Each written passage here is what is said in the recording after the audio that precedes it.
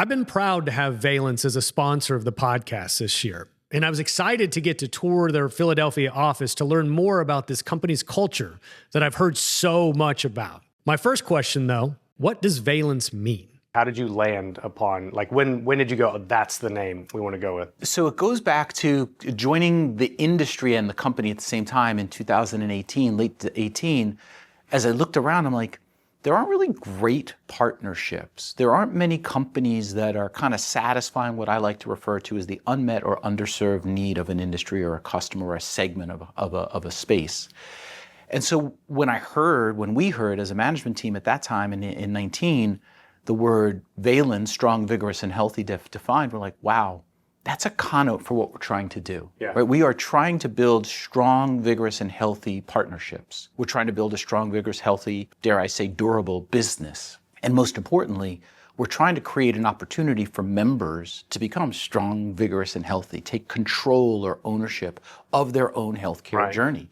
So it was just, that moment where it's like, yes. It's like when you land on your child's name together with your spouse. You're exactly. You go through hundreds and then you go, that's the one. And you just know it, right? You just know it. When I think about healthcare companies, and I know we're going to walk around here in a moment, often what's forgotten is the health component of the individual, the member, the human being, right? And so you can be a healthcare company and not have any focus whatsoever on how strong, vigorous, or healthy the individual is. Yeah. And that's lost in translation. And I feel like you guys are emphasizing that significantly, which I appreciate. Rob's wife, Karen, has been a huge part of shaping Vālenz's identity and designing this beautiful office. I feel like when you gave me the pre-tour, everywhere you go, well, Karen did this and Karen did that. Yeah, look, she's like, you can't have a desk and not have a welcoming, warming environment, beautiful. Right? Yeah. So there's natural plants in here. There's the lighting was something that was very important to her.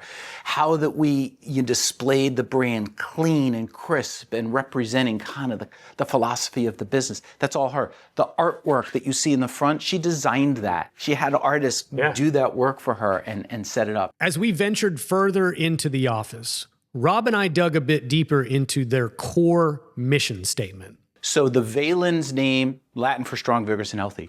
Our brand promise, engage early and often for smarter, better, faster healthcare. Notice it doesn't say cheaper. Yep. That's understood. If you're going to create smarter, better, faster healthcare, it's going to be more efficient, effective, and have a return for everybody that's involved. Makes sense. Our original mission was optimize the cost, quality, and utilization of healthcare for everyone. Mm-hmm. When we acquired and ingested Blue Book, it pivoted slightly. Okay. It was more refined because cost and quality by definition is high value care if you're doing it right. So we pivoted it and created a front end optimized utilization of high value healthcare. And then we said, is it really for everyone? It is. However, but let's be more discreet. We're really protecting the patient in this process and helping the employer make smarter. Well, I think of that like as you're talking about your mission statement, if you have a GPS that's calculating also the traffic in real time, every once in a while you'll recalculate, your route might change a little bit. You're still going to the same place. You're just shifting the way that you get there, right? And so you're doing it in real time. A surprising core tenet to Vālenz, spilled milk. We encourage spilled milk.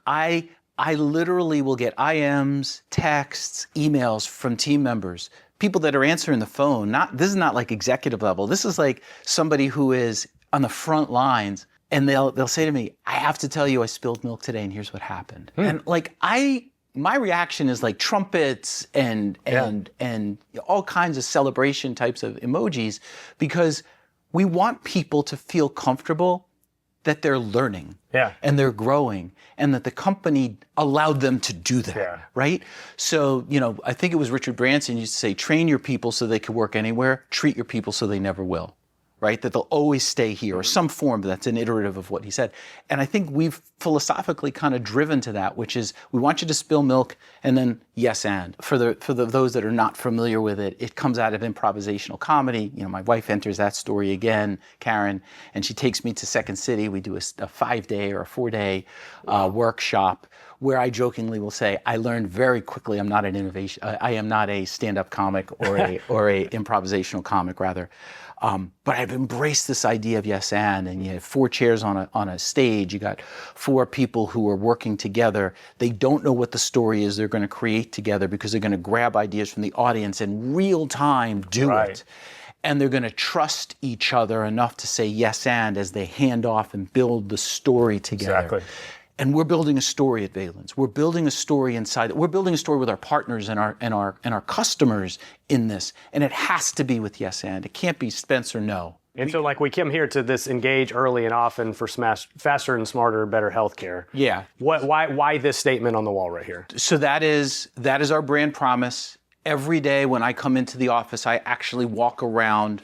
I come past the 5 placards and I stop here. We said, okay, if we're in the conference room and we're hosting a meeting and somebody needs to step out, right? So that's one idea. Karen was like, there needs to be a very comfortable place for people to sit down and let's remind them of why we exist, what it is we're trying to do and what it means to be Vālenz, right? So those work in tandem with each other. And that was a hand-drawn painting on that wall. My wife designed it with an artist and they worked on it together. And it just, cranes have a significance in being strong, vigorous, and healthy. They have a longevity aspect to what they are. I don't know if people know that. My wife taught me that. I didn't know beforehand. But that longevity is connected to being strong, vigorous, and healthy as a business. So we want to, long after I've retired and long after all the things that I've been able to accomplish in leading this organization forward happens, we're going to go on. Yeah. Like we're going to be something bigger than what we are today. When I see the next phase, right, I can see it. Obviously, the camera can't see it yet, but challenge. And you actually gave me a T-shirt that has challenge on it. Yeah. But the middle letters are highlighted in a different color, and you've drawn those out. So tell me about this part. People know that change is inside challenge. That is not new, right? I don't take credit for that. But if you look at the middle letters to take out, to create the change, and you put them into words, you got to look and see that there are things that need fixing. That's what the challenge is. You have to listen. You got to talk with people. You have to have conversation, meaningful dialogue, rich dialogue with people so that you really hear and understand. And then you create pathway or enable change to happen and manifest and turn into opportunity and solution. Well, so there's 2 things that are standing out to me, Rob. One is you love language. I do. You're obviously a great communicator. Thank you. But within language and words, you're also looking for the undertones, or what's the meaning of that word? What's not just the initial meaning? What's the undercurrent of that meaning? And I've noticed that throughout of all the words that are on the wall, all of yours, the verbiage itself, that stands out to me. It's effective communication. Rob's love of language continues with the wall art just outside of his own personal office. We're aspirational in nature as a company. We're going to do more aspirational than perspirational, which means the balancing act is going to be execution while we advance. And to do that, you got to dream big. You got to believe. And I jokingly say, it became sexy to believe through Ted Lasso, but we've been talking about it for a long time. Yeah. And then 2 pieces to that. You got to be limitless and you have to be fearless. You have to be unafraid to fail. You have to be unafraid to say things that are unpopular. You have to be unafraid to receive criticism and digest it. Because criticism is feedback. It's a gift, right? My wife tells me all the time, I'm going to give you a gift. I go, oh boy, here we go. I'm getting more feedback. Is it my birthday already? Right.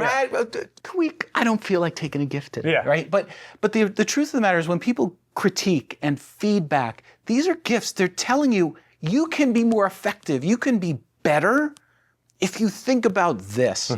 The motivational messaging continues just around the corner. So elite teams are player-led. Let's go Team V, right? Yeah. So this is really obvious sport elements here. Yeah, it is. And so during the Michigan Wolverines championship year, in National College Football Championship, Kirk Herbstreit, if you recall in that moment, Jim Harbaugh, their coach, was going through the team was a disarray, right? Herbie was like, nah, it's a player-led organization. Yeah. And he described on national television what a player-led organization means. It means that everybody understands their job.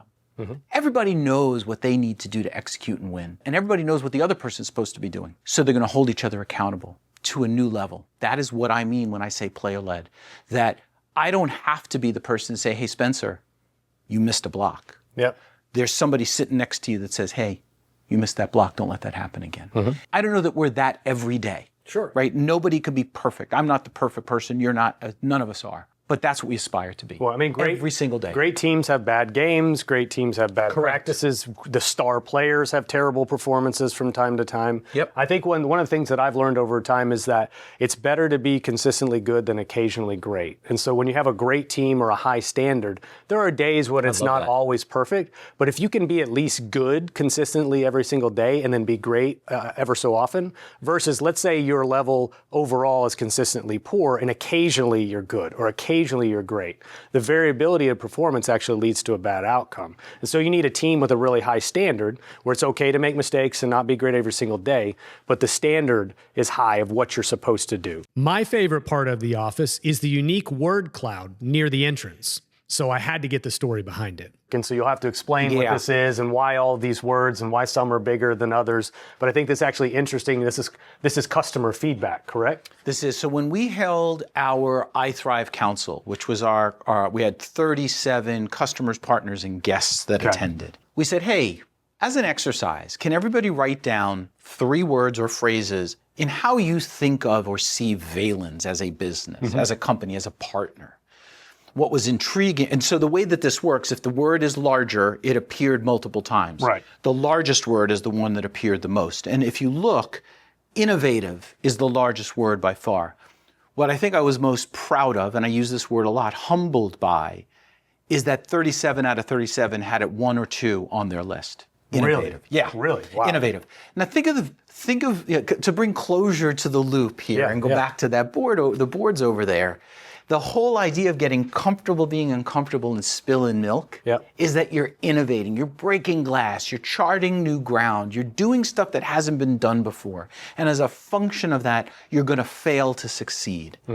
And innovation and being innovative and being creative and thoughtful in that category, that tells me we are living our culture. If our customers think, number one, we're innovative. And they're comfortable with failing. They're comfortable with us trying new stuff with them. They're comfortable going along that journey of doing new stuff to innovate and create in this space. They put it on page. So if you get the feedback, everybody believes you're innovative. Do you have the feeling that you need to index even harder on innovation as a result of that? Or does that actually tell you you're exactly where you want to be? Well, I think the normal, right, the pattern of behavior would be, oh my God, now I have to be even more, I have to come out with really crazy stuff. So it's pressure. I think what this did for us is it's an affirmation moment, right? So this is, if a love language of a business can be affirmation, we got it. And that means we just got to keep doing what we're doing. We just got to keep doing it the way we're doing it. We got to keep creating an environment where people can grow and learn and explore so that we can always be seen this way without being kind of crazy and out there. And that's what we've done. We haven't really changed anything. We just continue to advance the ball. I love it. As you think about the brand and what you want folks that are listening or watching this to consider about your company, what would that be? I think I'd want people to understand to be unafraid to explore a conversation with us. We don't sell. I think the one thing that's really interesting is we're selling all the time, but we're really not selling. And so we live to this idea of unmet and underserved needs. So I would ask anybody that's hearing this to say, what are the things today in your business that are troubling in this category, maybe not just in this category, but in the category of healthcare and healthcare cost and quality and member education and literacy and all these things that are swirling around that everybody has, to your point, we've solved it, healthcare solved. It's not. We haven't solved it either. But what are your unmet, underserved needs? And let's have a conversation. That's all I want to do. Give me 15 minutes. Let's talk about that. Let's understand why it's unmet. Are you doing something? Are we doing something? Or are all of us not doing something we should be doing? Same thing with the underserved. So you're getting it, but not quite there yet. Maybe there's something we can do to help.